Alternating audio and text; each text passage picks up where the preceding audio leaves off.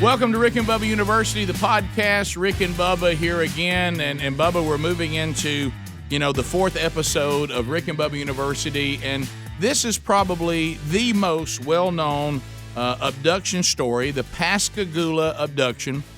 Calvin Parker, who we're going to be talking to, and, of course, Charlie Hicks, who is no longer with us. He has passed on. Yeah, Hickson. Charlie Hickson. And of course, we're going to start out, Bubba, talking with Calvin, and you can kind of walk with him through, the story that a lot of people have heard. We actually interviewed Calvin on the big show, the Rick and Bubba show, and we spent a lot of time on it. But here on the podcast, some people may need a refresher, or they may not know the story at all. And then we'll talk about the original story. But we're really here today to also talk about a second book that is going to feature some new evidence and some new witnesses. But first, let's welcome to Rick and Bubba University, Calvin Parker. Hey, good to be here. Welcome, sir. Hope you're doing well. I'm doing very well. How are y'all this morning? We are great. We're great. Thank you for joining us. And I want to tell you, Calvin, when this story hit, and I was a kid, I remember it very clearly. This kind of started the UFO craze, I think, in our country, because your story's very disturbing, honestly, and people don't know what to do with it. They don't know how to digest it. And we wanted to have you on again, as Rick had said, and kind of break this down a little bit more. But I really think yours is UFO story number one when you start looking at this strange phenomenon that has been in our country for several decades. I've heard that before, that it was number one. I never really realized it until I did the book here. But boy, it's got some attention since the first book come out. Now the second one came out, and it's really getting attention. Well, let's talk about this event. It happened on October the 11th, 1973, and you and Charles had got off work, and you were fishing on a dock there off the Pascagoula River, right? Yeah, it was an old abandoned shipyard, Shaw Peter Shipyard. And then as you were fishing, you saw some blue lights. Kind of walk us through the actual event of what happened. Well, we got to the pier, we sat down and had started fishing. And actually, I was looking across the river in an old steel hull boat because we was working with steel in the shipyard. And I was thinking to myself, now how does steel float in water? It's so heavy, you can't even haul it on a truck. And I noticed there was some blue hazy lights, which is the same color as the patrol lights that coming in from behind me. And I just knew we was fixing to go to jail, and I'd been better off going to jail because we were trespassing on this old abandoned shipyard. Well, as we turned around, I turned around and told Charlie, I said, I know we're going to jail, and you fix to pay my way out. This was your ideal. And we turned around and both looked at this. All of a sudden, there was a big, bright light that happened, and it just throwed a big spotlight out on us. And that was coming from inside the craft, I guess. I couldn't really tell right then.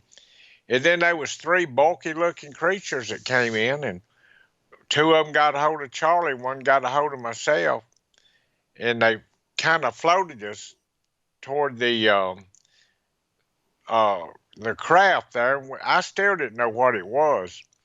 We got to the door, and I remember looking in there to see if I could see where them lights was coming from, because they was really bright. Now, you had to be terrified at that point. I mean, you couldn't fight, you couldn't run? Oh, no. See, on that river, where we were, there was big debris on both sides of the river. You couldn't go on either side, and you couldn't go out to the center because you'd get all cut up and all. What I should have done, thinking back, was just take Charlie and throw him out there in front of me and let him get him and me hide somewhere. Right. That would you don't have to be the fastest one, just don't be the slowest one. Right. That's exactly right. I think about that time, I could have been fast. So tell us a little bit about, now they carry you on the ship, and what do these creatures look like? Well, the first one that picked us up originally took me into a waiting room or some kind of room to do examinations on us. And that one was kind of gray looking color, looked like a football player, didn't have a neck. And I didn't really see no facial features. I just know what Charlie said about them later, but had a few little antennas sticking out. Now, he did move like a robot and mechanically wise. But the second one, there was a female creature that came out, and she's the one that did like the examination on me. And actually, she looked more human than she did like anything else. She had eyes, ears, nose, uh, mouth, hair, and the only difference I could see, her two middle fingers is a little longer than anybody else's. But but she knew how to use them because she grabbed me by the throat. She run them things down behind my little hang-me-down thing in the back of my throat and started choking me. My nose started bleeding. And then she backed off and quit. And then summons that big ugly creature to come get me and take me back out. So as you go on the craft, they separate you two for an examination. And then did you see Charles anymore on the craft, or just when they released you? And was that what happened next? They sent you back? They put me out by the river. I was facing the river with my arms stretched out, but I didn't see Charles no more on the craft. Now, the next time I seen him is when they put us back on the riverbank, and I heard him say, Calvin, Calvin, you okay? Now, he was laying on the ground there, and he was standing up. And about that time, we turned around and looked. This thing was going up into the air like a streak of light. Well, it was fast as lightning. It just disappeared. What did it look like, Calvin? What did the actual ship, the best you could describe it, what did it look like? It kind of favored a football in the way that it was made. About 80 foot long, about 12 foot high, I guess. And this is just estimates. I don't know for sure. Now, when you said this, because we'll nutshell it, because now we're almost getting ready to get into new material. Well, let's go with what happened after that. Yeah. First, so just I want to get this part right, then we'll move on. You and Charlie are fishing. Blue lights are the first thing you see. Then a almost like spotlight illuminates you. Two large robotic-looking creatures that you said didn't seem to have any facial features. Charlie said he might have knew a little more about them with the antennas and all that. They take you, and there's nothing you can really do. And I remember we talked to you before. You think they might have even given you something to calm you down. Oh, yeah. Yeah, and there was some evidence of that on your arm, like you had been given a shot of some kind. And then they take you into the spacecraft that you said the door was open, and you remember thinking, I wonder if that's where the lights came from.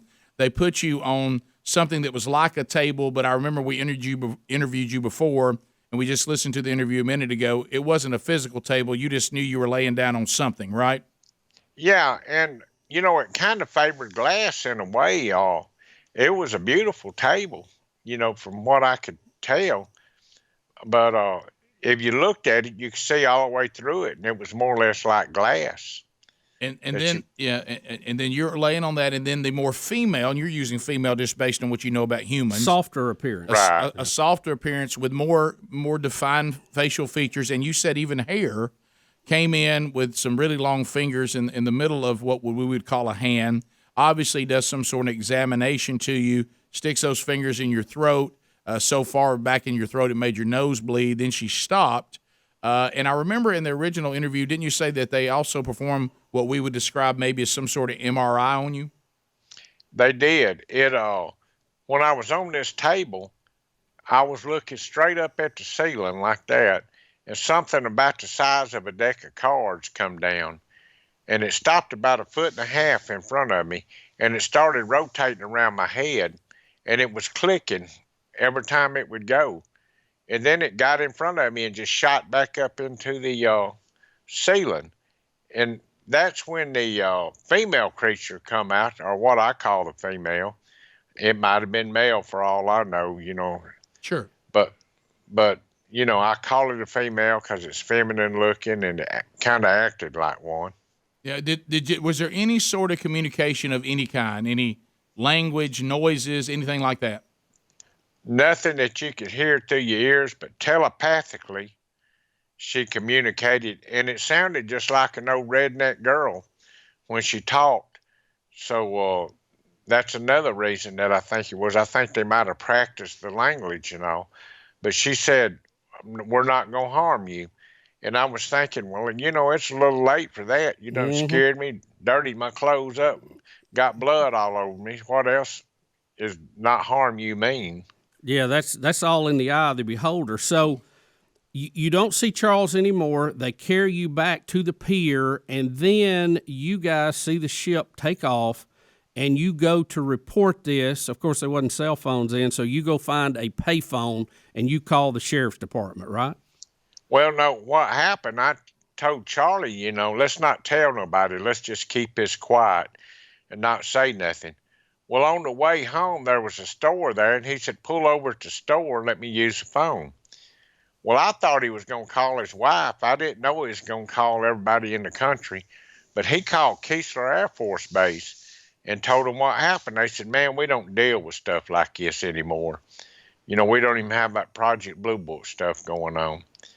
They said, call your local sheriff department. So he called the local sheriff department.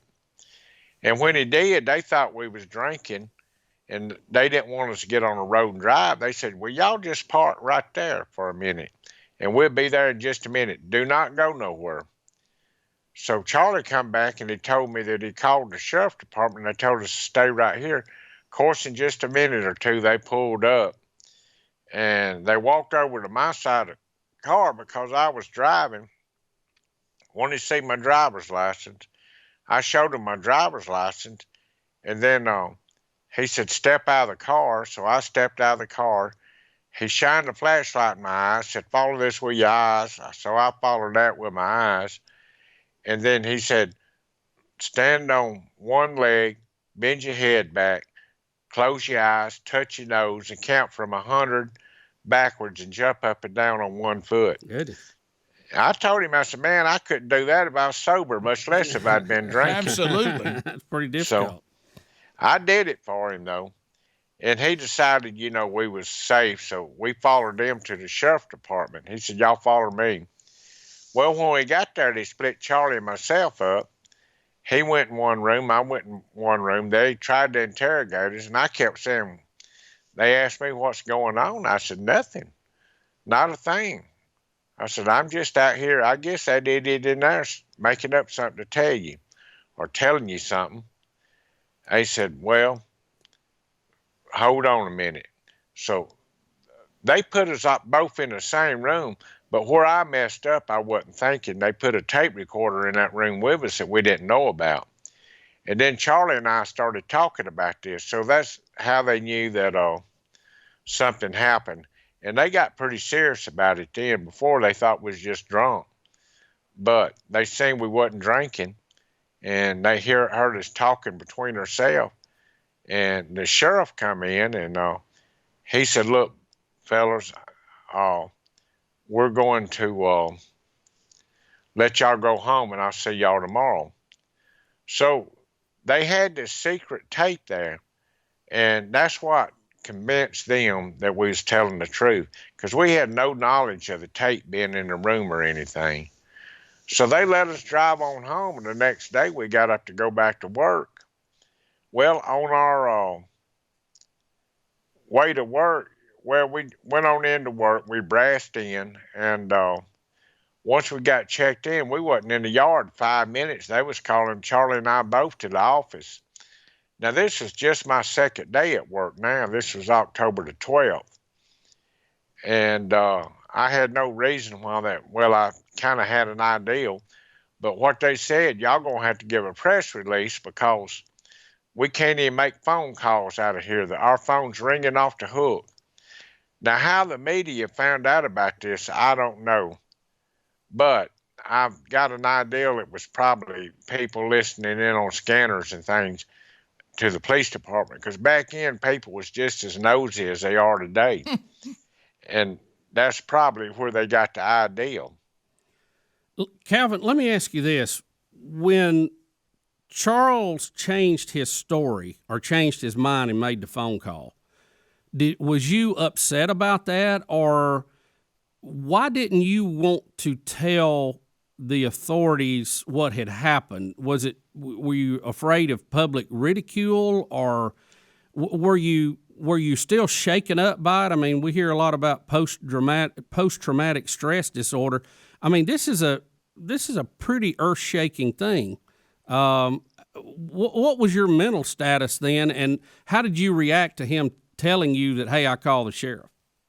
Well, it really made me mad. I got upset with him because I wasn't going to tell nobody I was going to get up and go to work and resume my normal life.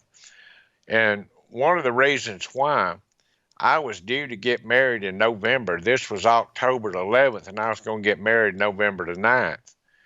And her daddy was real strict and all, and I knew that if he found out something like that, he'd think I was a lunatic, because this was just unheard of back then. Yeah.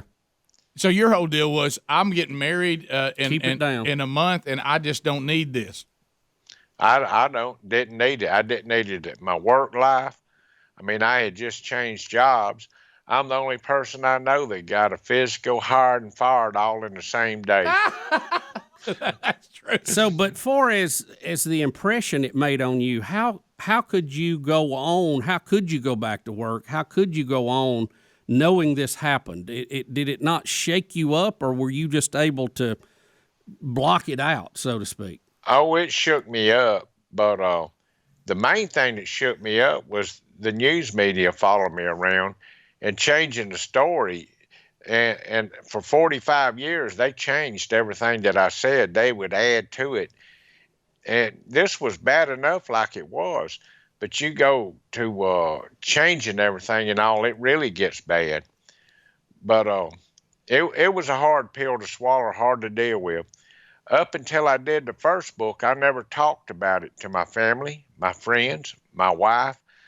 My wife wouldn't even ask me about it because she knew how I felt about it. Well, how did was that the fiance you were talking about? Did you end up marrying her? Oh, we married and we still married. Did she had to ask you about it? She goes, Calvin, you're on the news, you're in the paper. What in the heck's going on? How did she deal with all this? Well, I think what happened, Charlie might have called my father. My father went and told her a little bit of what was going on, and they knew I didn't want to talk about it, or I wouldn't talk about it until it was time to really talk about this and get it off, which I never found time up until last year. But, you know, that was just one of them things that was never brought up. She never asked me. Now, when we did the book, you know, it helped our marriage, because you can't keep a secret from a woman for 45 years and expect them to really like it.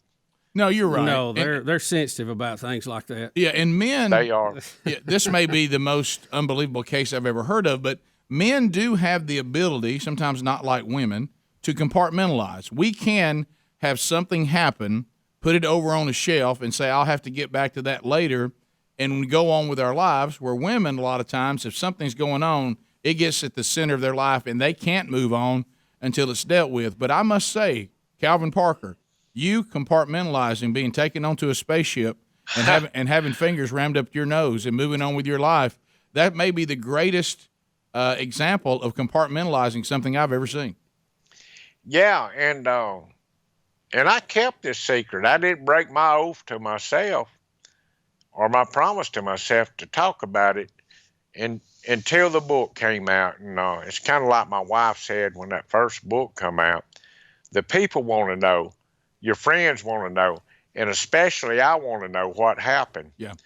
Well, she might have bit off a little too much wanting to know, because we was sitting on the back porch, and I got that first transcript from that Bud Hopkins Hypnosis. Yep. And I told her to go read it, because I didn't want to read it. I didn't care nothing about it. She was back here about 45 minutes to come out crying. I said, what's wrong with you? Well, it's just really upsetting. Well, yeah, you ought to have your nose run through like that. Yeah, well, and Calvin, let me ask you this too. And I know that you have been hypnotized 3 times now, and one was very recently. Right. But these are the things that just me listening to your story, and like I said, we don't know you other than doing these, and it's disturbing, and I'll tell you why it's disturbing. The detail that you have given to this story, the fact that you were not seeking publicity. As a matter of fact, you were trying to keep it hidden for a long time. The police recording when they put you back together, where you two are actually telling each other and recounting what happened. The fact that what happened in these hypnosis segments, and correct me if I'm wrong, did you do a polygraph too? I did 2 of them. Okay, and you passed those, right? Also a voice stress test, which they say is more accurate than a polygraph. And you passed all of those? Everything, yes, sir. And your story has not changed, the one that you've been telling over the years. And the fact that Charles Hickson, even as he's passed away, correct?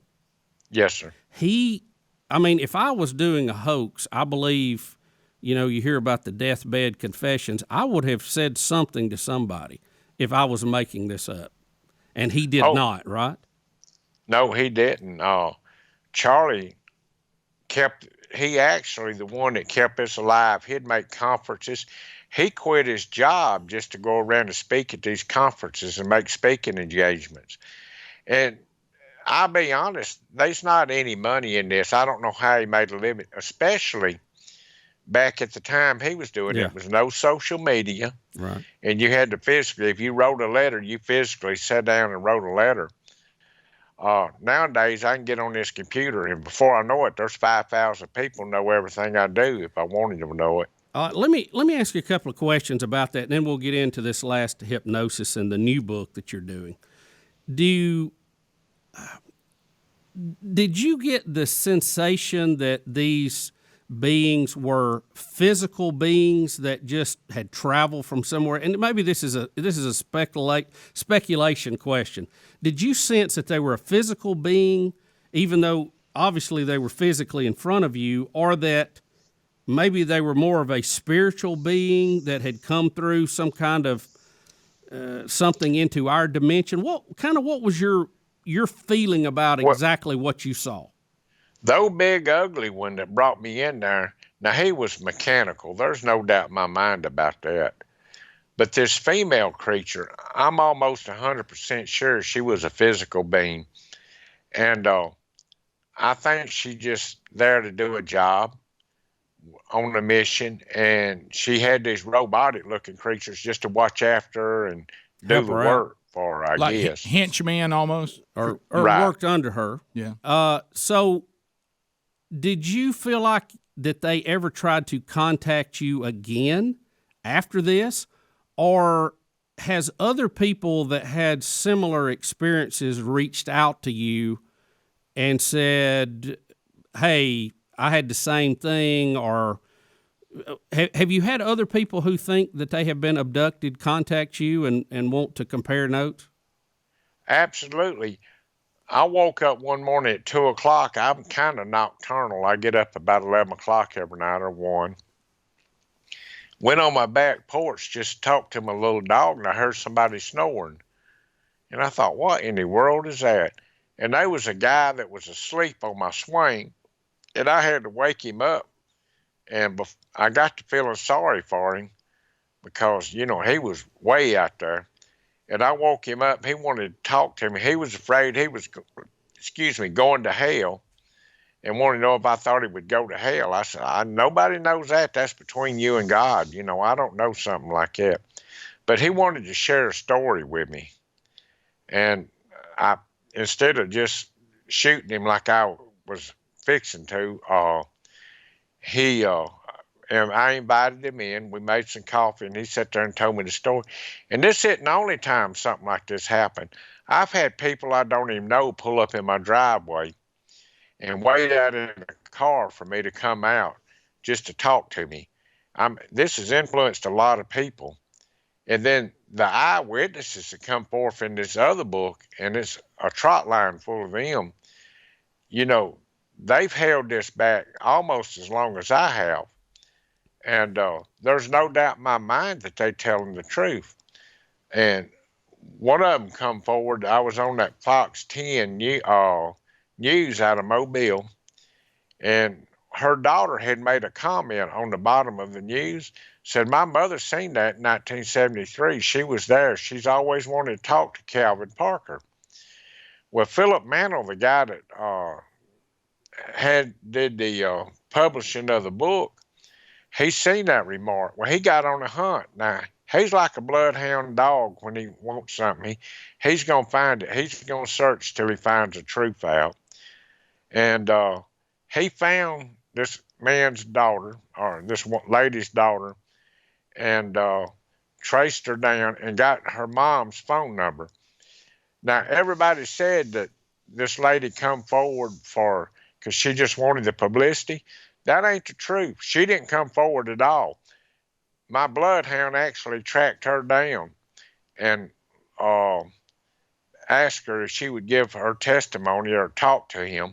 And she told him the story, how he was there. So Philip, he wouldn't even let me talk to her until after this. He told me let him handle it, and then I could see her. So he got Irene Scott, another lady that does that, to go interview her. And he got a written interview.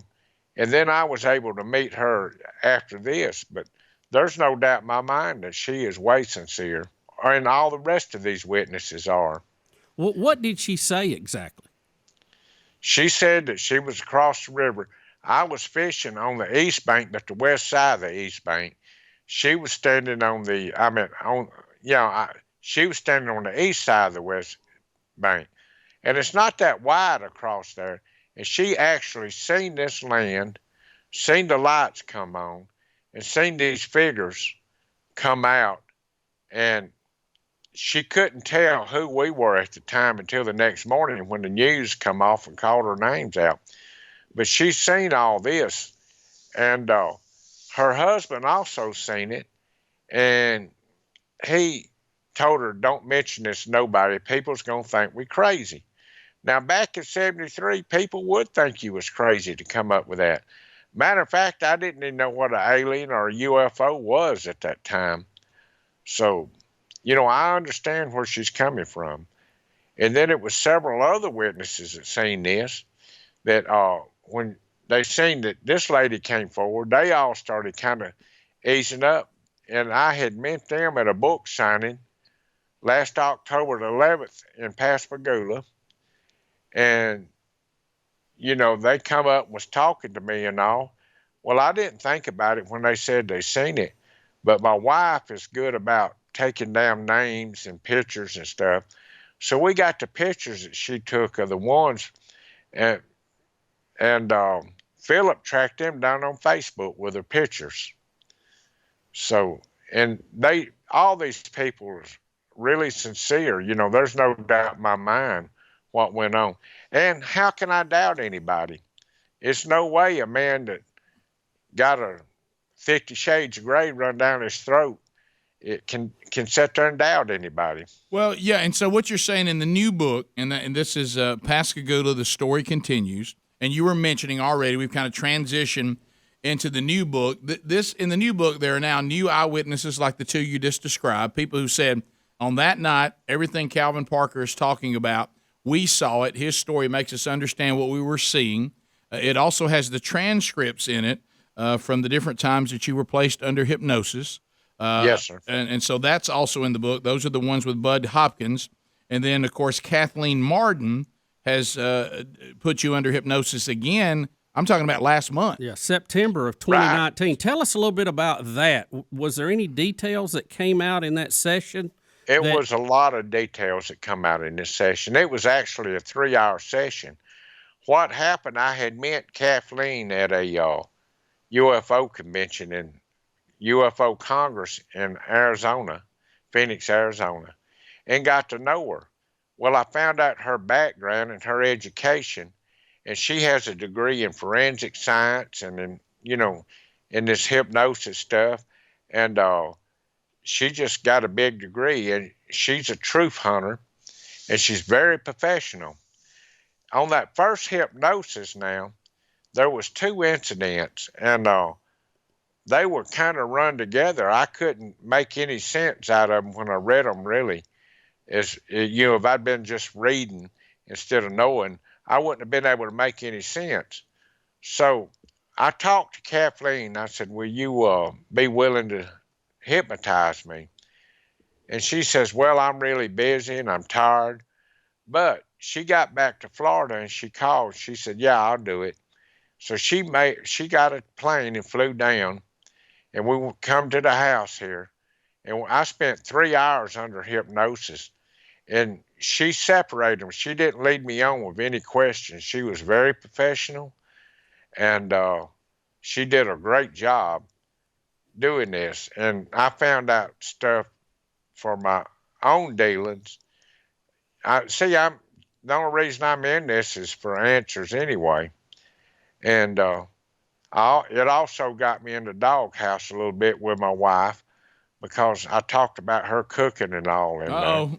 Yeah, you don't Oh want yeah. yeah, you don't want that. So you go in that hypnosis, you don't know what you're going to be talking about. No, you never know. I think you know. I'm pretty sure you know what you're saying, but you don't know.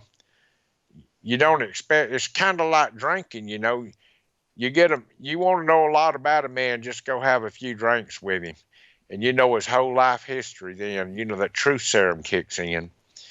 And hypnosis is, to me, it's like a truth serum.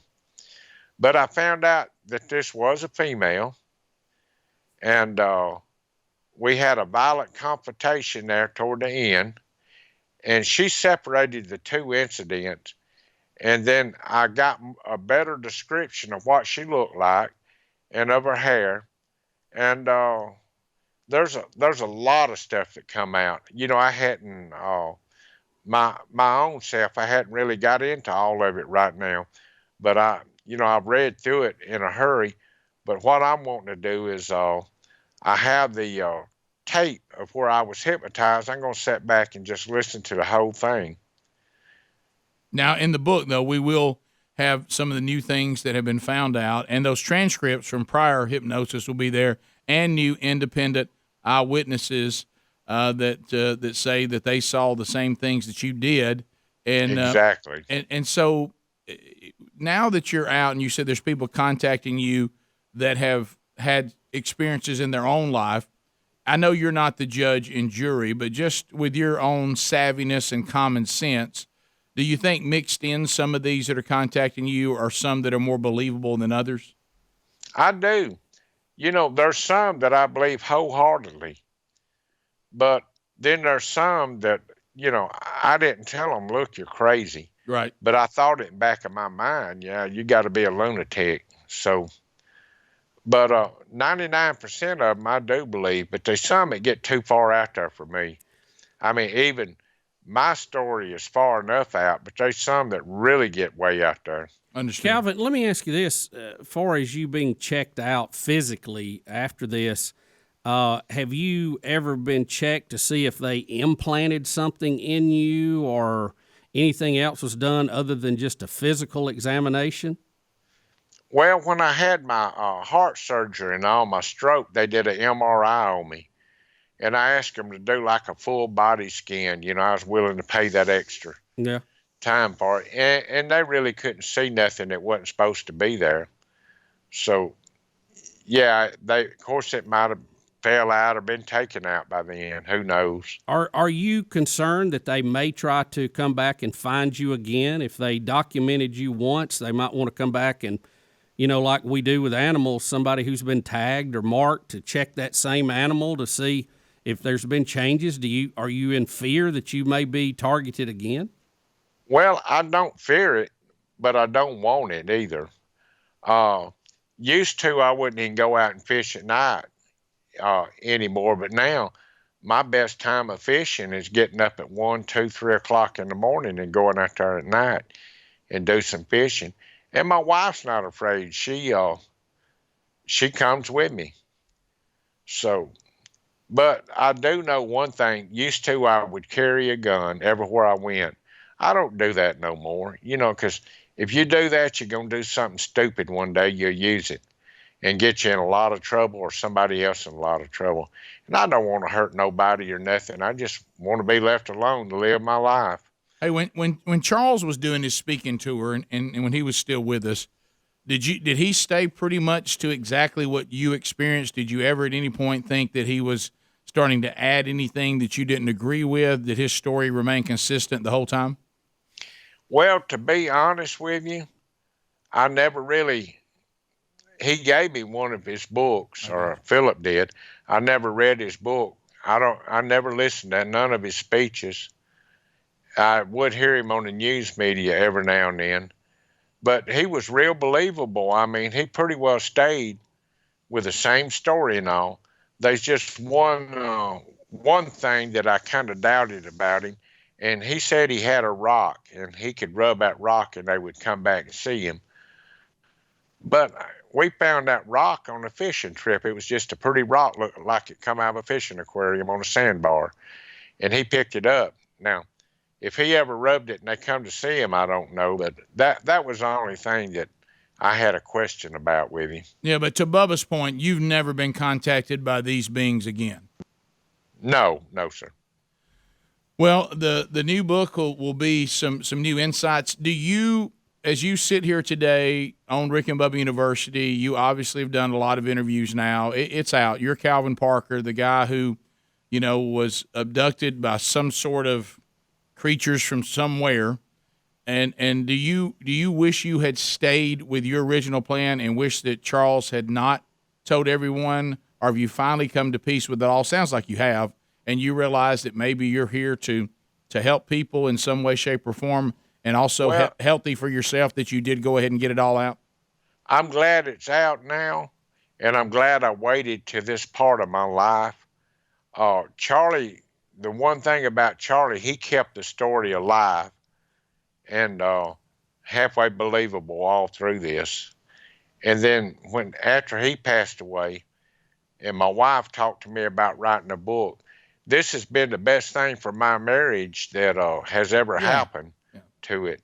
We actually able to take vacations and all, and she goes to these conferences with me. I buy her plane ticket, but they furnish us a room and food and stuff. So we get out, we go around and take a vacation when we get ready to. Well, good.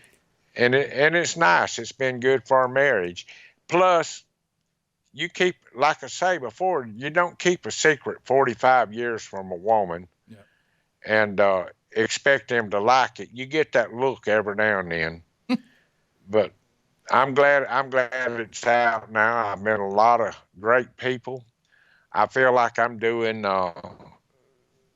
some of these people that's been abducted or seen something they don't understand.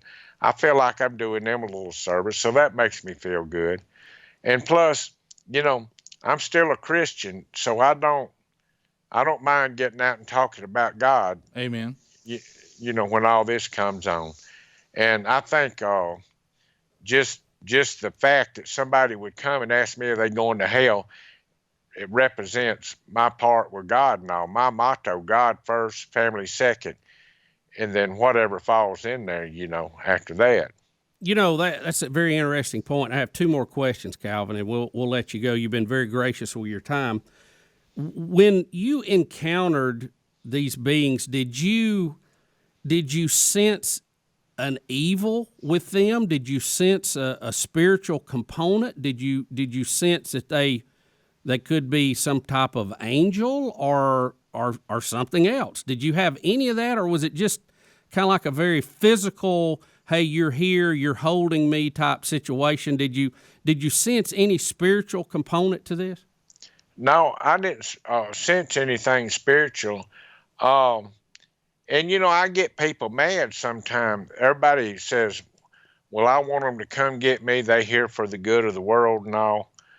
But to me, that's like anything else. We got so many different religions and races right here on the world. Everybody believes a little something different. But bottom line, everybody does believe that there's a God there. It might have a different name and all. And I know it's a supreme being. And I feel like, it's not right for them to come here and experiment on us and throw us under there and do lab work on us like they would on a laboratory animal. So I felt like they more evil or curious than anything. So in kind of wrapping all this up, people have heard your story. People have different ideas, different perceptions. Some people are going to be doubters in this and say, well, these guys, they were out drinking and they've kind of concocted this story, and now Calvin's making a little money off of it. He's getting some vacations. What do you say to the doubter? Just in a kind of a nutshell, what would you say to them, to someone that would have that feeling about you and your story? You know what? It's a free country, and I appreciate the people that really doubt something like this, because I would doubt it if I hadn't gone through it. And I don't want everybody to be the same. So you have to have your doubters. And in order to understand this thing, it's going to take hard proof. And the ones that don't believe will never believe. The ones that do believe will believe 100%. It's just like believing in God. The ones that don't believe in God will never believe in him until the end of time, But the ones that do, they'd die and go to hell before you change their faith. Well, Calvin, we thank you for your time. The new book, Pascagoula, The Story Continues, New Evidence and New Witnesses. We do believe it is the most famous alien abduction story, the Pascagoula abduction. Thanks for taking time to be with us, and I'm so glad you include us whenever we ask. And as Bubba said, thank you for all the time you gave us today. Hey, I appreciate y'all. And I was telling my publisher this is the second or third time that I've been on here. And I really appreciate y'all's interest in this, because y'all have a big listener audience. And all I'm hunting is the truth. And thank y'all for trying to help me find that. It's our pleasure, Calvin. Thank you. We love the truth, and we wish you nothing but health and happiness. Take care of yourself, brother. Thank you, man. Okay, bud. Thank y'all. Thank you. So Calvin Parker with us.